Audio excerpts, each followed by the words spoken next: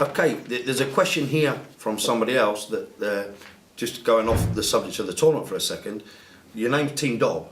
Someone has actually asked, why Team Dobb? Team Dobb was, well, we started playing poker, when I started playing live, we started off playing in a Grosvenor, and one of the lads I got palled up with. Don't slag them off. No, there's a young guy called Mick Chisholm who was Jippo's dog, as most people know. And we become very, very friendly, and then what we used to do at the Grosvenor was, if you won a competition, you got what they call a dobber. So we used to have a bit banter between how many dobbers you got. For anyone that doesn't know, that's a card guard. It's a card guard, yeah, it's a posh card guard. That's why I call myself card guard. So he used to say, I've got 6, and I used to say, I've got 5, I'm going to get 6 next week, and it grew from there. But the main thing was it was the patter between the crack we used to have at the card table. So we used to sort of target other people who had the same sort of sense of humour and the same sort of banter. And then the Grosvenor put a team event on, and so me and Mick chose people that we wanted on our team with the same sort of banter and sense of humour. And so of course, from Dobbers it become team of Dobbers and Team Dobbs. So that's where the name came from. And I remember you were chosen in the original Team Dobbers, but didn't play because you were away or something like that. And then we added you later, so that's how it came, Team Dobbs. So just basically a group of lads that we like. And also that's now the name of the blog. Yes, so we formed a blog, and then I took the name of Team Dobb for the Team Dobbs, and Jippo's dog, and it just grew from there really. So now we've got a team of, well, 10 lads basically, but it's just because the sort of lads who've got the same sort of sense of humour, the same sort of crack, the same sort of banter, and that's all really. It's so nothing complicated. The poker ability is secondary. Well, you've got to be able to play poker. Just so you all know. Right, we'll get back to the tournament in a second. There's a couple more questions. Someone wants to know, how do you describe your playing style?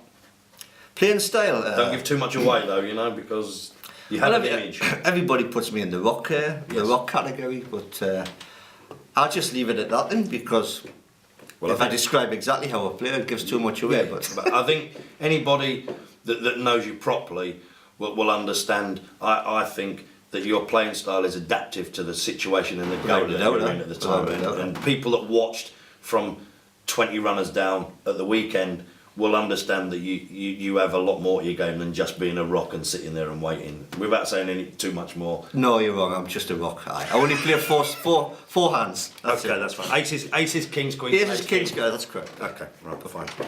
All right, let's see. I've got one more question here somewhere. In fact, no. Yes, so it's here. Someone wants to know, what's your biggest poker success to date? Now, it doesn't say monetary wise or whatever, so let's do it 2 ways. What's your biggest poker success, your biggest poker cash? Biggest poker cash? Well, that World Series one was $3,000. I won $3,000 online in a competition.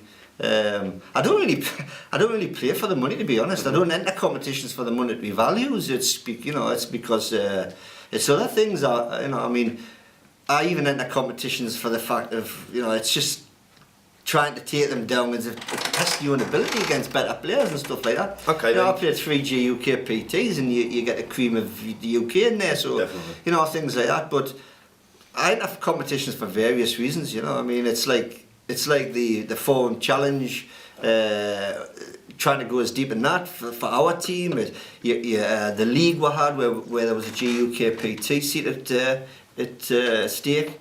I was over the moon and taking that down, because you're playing against all the lads who the cream of Newcastle. So I was over the moon to take that down, because it was over a period of time, 12 weeks, and it was also the way the points were structured. The way Scott had set it up, it was a fair league. So you had to be consistent all the way through that, and then the creme de la creme, you come to the championship and you take that down, and that's got to give us the most satisfaction. Okay, so monetary value. Money aspects aside, what do you consider then your biggest poker success? Biggest poker success, I would say, was this, to be honest. Great, yes, World Series was super, but this is what I would treat as the best, without a doubt. Okay, right. We'll go back to the competition. we'll go back to a hand, I've mentioned it on the news, but we'll go back to a hand which I think is a defining moment for most people in the championships. A, for you going on to win it, but also B, which actually proved to everybody that didn't know, that was new, what the NPF's about and what the kind of atmosphere and the thing that happens at these tournaments. You've got your ace 10, ace queen, ace king, you put your money in, you get re-raised, well he's all in and he's all in, you've only got £3 left. I know, as I'm stood there watching, that you know you haven't got the best hand now, and you're obviously thinking, ace 10, I'm crushed by one of these guys for sure, but you've got £3 left. Talk us through the rest of that hand from there, and then tell everybody, for anyone that missed it, what you did afterwards as well. Well, to be honest, playing the hand, it was like, I played ace 10 in bad position, but also because I had went about 5 orbits for absolutely zero and had no hands whatsoever. And plus you had, some of the players on the table, it was a really aggressive table, and there was, I wasn't involved because of the chip stack I had. I only had really one hand left.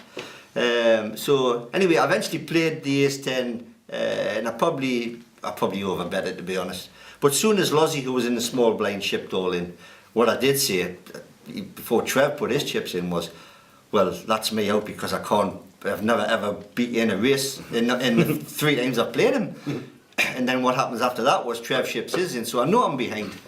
And Fatesy was next to me, and I says, Fatesy, I can't pass. I says, I've got to put them in. I know I'm crushed. And so I put my chips in. I said, yeah, I can't pass, and I put them in. And then it was like a strange situation. It was like, because people started gathering around the table. I remember you coming across with a microphone, and which then attracted more people around the table. But it wasn't like noise. It just like went like a funny quiet, and then just Fatesy went like a madman. He just went started screaming and bawling at Gary the dealer, and then Gary dealt the flop, and it was like a zero flop. It was like nothing there for me really. And then he kept on shouting at him, and so then I started shouting with him, and we were like cuddling each other, and then the turn gave me sort of a good shot, and then God, when the 8 come on, it was like unbelievable. So we're like up off the seats, we're on the seats cheering, people were falling about, and then I was actually standing on the table, and because it was like surreal, it was unbelievable. And then it just went from there after. But actually it didn't, because I had like trebled up, and I think it was the next orbit, I'd raised with pocket 9s, and Ben, who finished runner up, he shipped all in, but luckily I had it covered like 2 to 1. I make the call, he's got pocket queen, so I was virtually back to where I'd started from. But then I went on a run of hands, and I'd got to a healthy stack. And then the turning point for me, apart from the ace 10 hand, was obviously the Scotty hand, which I think you've mentioned in the preview. The last hand of the day, when we're down to 21 runners, and it all went in, and I'm sitting with pocket aces. I got him to get all his chips in, and he duly obliged. And then do you think that might be something to do with some ribbing that's possibly maybe over the last... Yeah, we had a hand a few weeks ago, which I was gonna. It was Tuesday night when he obviously got his chips in when he knew he was behind, in my opinion. But that's poker.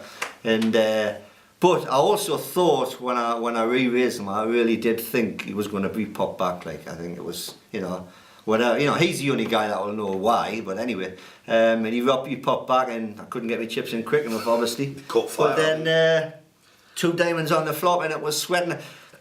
I was asking Stumpy afterwards. He says, I was watching you all the time, and you got further and further away from the table. You were walking which away. Is true. I was like walking backwards. I was going, oh, don't put the other diamond there.